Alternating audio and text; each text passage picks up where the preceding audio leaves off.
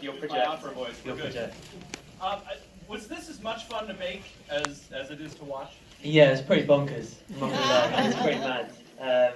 Yeah, crazy, man. We did it in like Luton and Ealing Studios. And Luton's not that bad. Like, it's all right. I thought it was all right. I guess we were there for only a couple of weeks, and Safraz lived there his whole life. Safraz is obviously the lad that it's based on. So he's a wonderful, like, well-respected journalist back home in the UK who writes for all sorts of things, and it's based on his story.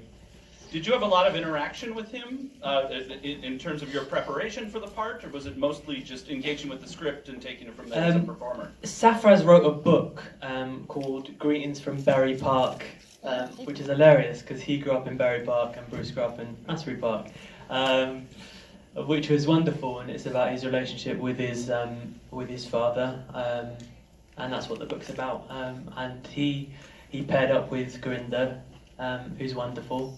And we apologise, she couldn't be here today. She's dealing with an emergency back home. But she paired up, Safraz paired up with her, and they sort of formed this wonderful script together. What was it like? I can only imagine, as someone who grew up in the 80s, accessing those costumes. Was it something? Was it hilarious the first day you went into costume and went like, oh my god, I have to wear this? Yeah, it was one of those things that was like, they do like fittings and stuff, so they like choose clothes and you see what fits you or what doesn't fit you or whatever.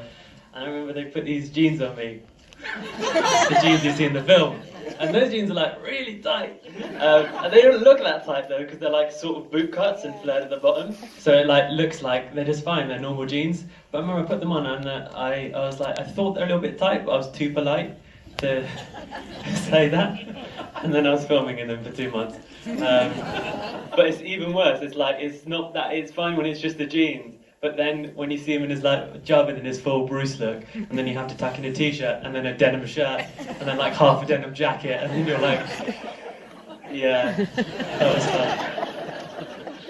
It definitely made me miss my fuzzy Walkman headphones and all sorts of stuff from that time period. Man. Yeah, that Walkman was a nightmare. They kept falling off.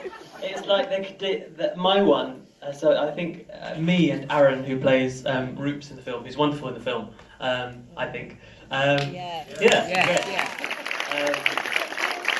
He's amazing, and he had a Walkman as well, I'm pretty sure.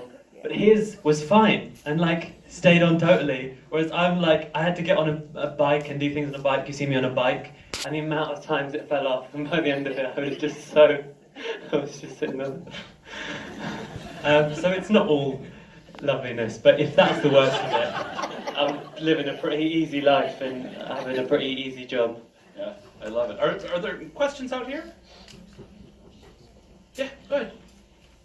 What is your favorite Bruce Springsteen song? Oh, your favorite Bruce Springsteen song. Oh, there you go, hello. Growing Up on Greetings from Asbury. That's my favourite. I think it's wonderful. I think it's not in the film. Well, I don't think it's not in the film. Definitely isn't in the film. Have you seen this one? Yeah, not in the film, but I think it sort of wonderfully summarises it. Did you have a deep appreciation of Bruce before you signed on to the project, or was this an opportunity? I didn't have an appreciation of the boss, but I developed a deep appreciation, which I think is all that matters. But it's wonderful because I had only heard his name and I hadn't heard any of his music at all. But it was a sort of lovely thing and a refreshing thing to have, because at the same time I was like playing this character that was having this revelation and having this wonderful epiphany moment when he hears Bruce for the first time. I actually had that in person as a person, which was super weird and like really quite lovely. And I don't think, well, I think a lot of people could have faked it, but I don't think I could have faked it. That's not fake, by the way. Like, I genuinely thought his music was pretty awesome.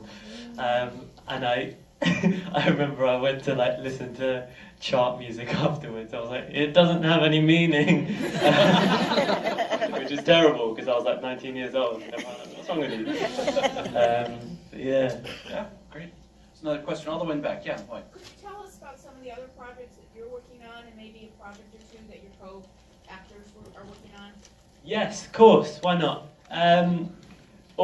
Let me think what I can talk about and what I can't talk about. Let me separate it. I can't talk about what they're doing because they're secrets. I can't really talk about what I'm doing because it's sort of a secret. So it's a really shit answer, isn't it? So I've got stuff coming up in the pipeline, which is very exciting. I've got some in. I did a series with Gurinder shortly after this.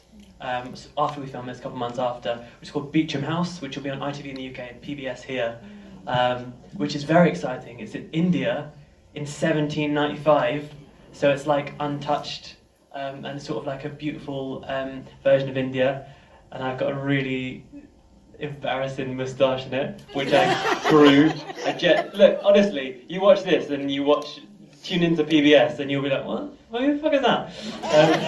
But it was bad because I had people that I was starring opposite who could grow like really great moustaches, and mine was like a little dead rat on my top lip. Yeah, that's what's coming up for me. That just sold it for me. Now Yeah, I want to see it. you gotta watch it.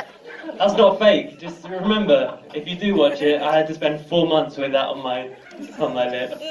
You can't go out in person. It's fine when you're in India, not so fine when you're in the UK. I was like, Good question over here. Go ahead. Just wondering about the racism in Britain, and did it get better, and now is it getting worse again with all the racism? I think you see racism in the film, and you see bits of racism in the film, and that's important because the film is set in 1987, so racism was going on. You know, there were people that looked like me that were getting the shit kicked out of them on the streets of London, streets of England, just for looking like this, which is sad, and it's not something that I have to go through personally, but I know that just because I'm not going through something doesn't mean it's not happening.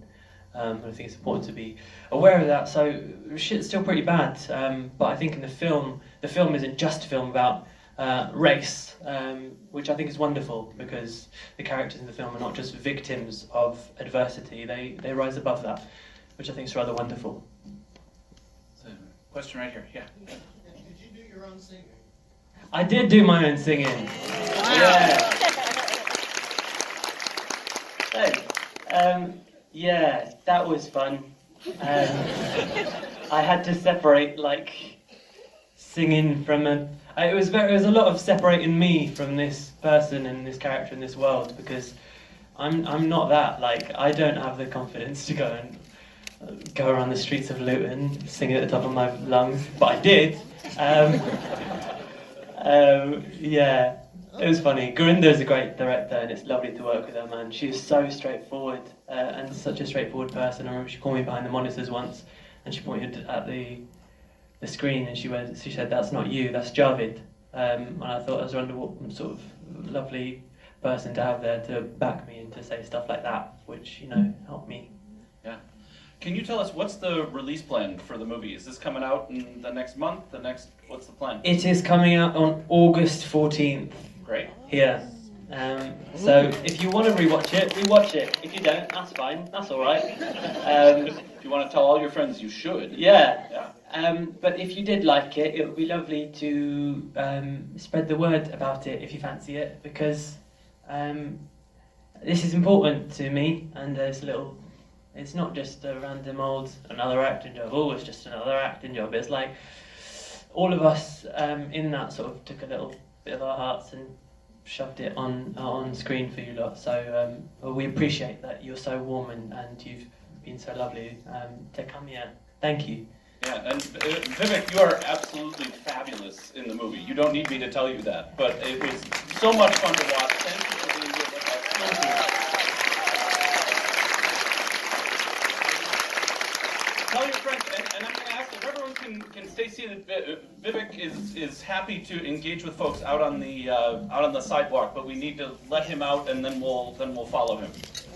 Sound good?